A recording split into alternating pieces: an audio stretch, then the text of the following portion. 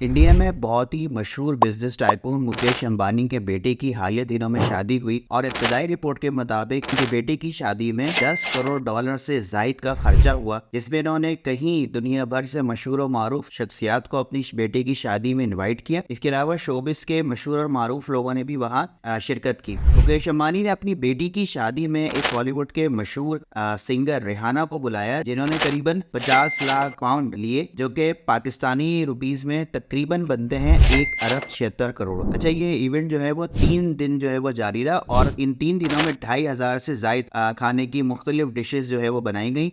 अब होता ये है कि बहुत सारे लोग इस लग्जरी लाइफ को देखकर मोटिवेट होते हैं और उन्हें अफसोस होता है और वो कहते हैं कि काश हमारे पास भी इतना पैसा होता। तो लिहाजा आजकल ये वीडियो सोशल मीडिया पर बहुत ज़्यादा गर्दिश में है, ये न्यूज़। तो इस पर बहुत सारे लोग इस लाइफस्टाइल को सुनकर या देखकर काफ़ी इम्प्रेस हुए नज़र आ रहे हैं। अब यहाँ मुसलमानों को इस बात का इल्म होना चाहिए कि अल्लाह ताला ने अपने नबी से कुरान में क्या फरमाया। अल्लाह ताला ने फरमाया, जिसका मफहूम है कि ए नबी, आप ईमान वालों को बता दीजिए कि इन काफिरों का जमीन में फलना फूलना, यानी ये लग्जरी लाइफस्टाइल और एक प्रोटोकॉल, इन चीजों से हरगिज मुतासिर ना हो और ना ही इन चीजों के धोखे में आए। अल्लाह ताला कुरान में कहते हैं कि बहुत थोड़ा सा सामान हमने इनको दिया है इन काफिरों को जमीन में एंजॉय करने के लिए, बहुत थोड़ा है ये, जिस पर ये बहुत खुश हो रहे हैं, जिसे अपनी कुल कायनात समझ बैठे हैं। अल्लाह ताला कुरान में कहते हैं कि ये बहुत थोड़ा है जो हमने इनको दिया है याशी के लिए, एंजॉयमेंट के लिए। कुरान क्या कहता है कि हजरत मूसा अलैहिस्सलाम कारून को समझाते थे कि कारून, जो तेरे पास जायदाद है, जो दौलत है, ये तेरा कमाल नहीं है, बल्कि तू इसे ऐसे मसारिफ में खर्च कर जिससे तू अल्लाह को राजी कर ले। और जब अल्लाह ने तेरे साथ अच्छा सलूक किया है तो तू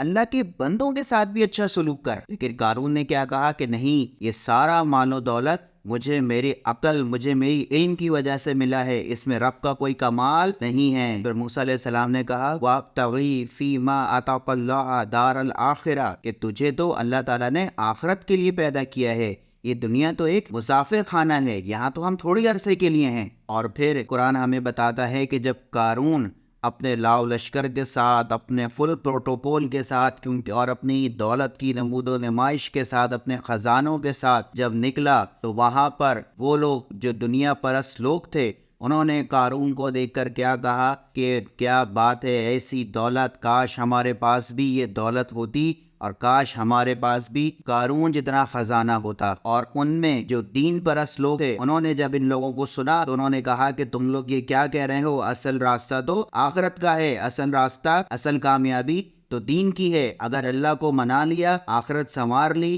तो इससे कई गुना ज्यादा अजर ऊपर तैयार किया हुआ है हमारे रब ने। इसको ऐसे समझिए कि जब एक शख्स को फांसी दी जाती है और उसे जब फांसी घाट पर लाया जाता है तो उससे उसकी आखिरी ख्वाहिश पूछी जाती है, तो क्या अब हमें यहाँ पे इम्प्रेस होंगे कि उससे उसकी आखिरी ख्वाहिश पूछी जा रही है, जबकि हमसे हमारी आखिरी ख्वाहिश नहीं पूछी जाती? तो यहाँ पर हम ये देखेंगे, हमें उस पर तरस आएगा कि ये शख्स अब मरने वाला है, इसलिए इससे इसकी आखिरी ख्वाहिश पूछी जा रही है, क्योंकि हमें पता है कि कुछ ही टाइम बाद इसकी तमाम ख्वाहिशात का जनाजा निकल जाएगा। तो इसी तरीके से अल्लाह अक्सर काफिरों को बहुत मालो दौलत देता है कि करो एंजॉय, जितना एंजॉय करना है करो, क्योंकि अल्लाह को पता है कि थोड़े ही टाइम में इनका जनाजा निकल जाएगा, क्योंकि आखिरत में इनके लिए सब अजाब रखा हुआ है। इसी तरीके से जब कारून को जमीन में अल्लाह ताला ने उसके गुनाहों की वजह से धंसा दिया, तो उस वक्त लोगों ने क्या कहा, वही लोग जो थोड़ी देर पहले कारून की तारीफ कर रहे थे,